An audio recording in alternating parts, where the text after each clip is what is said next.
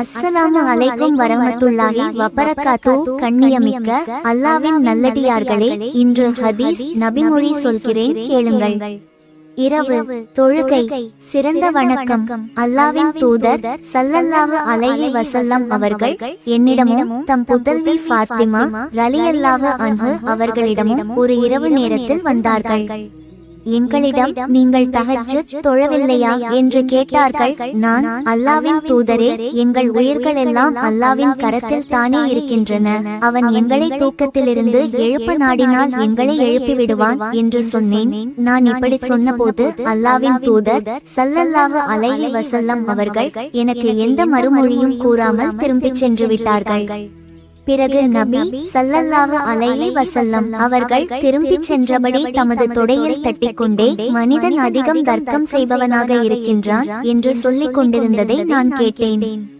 அறிவிப்பவர் அலி ரலியல்லாஹு அன்ஹு அவர்கள். நூல் சஹீஹ் புகாரி, ஹதீஸ் 7347.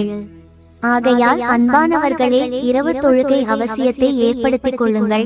அல்லாஹ்வுக்கு அஞ்சுங்கள். அல்லாஹ் நாம் அனைவர்களின் பாவங்களை மன்னித்து சொர்க்கத்தை தந்தருள்வானாக. ஆமீன்.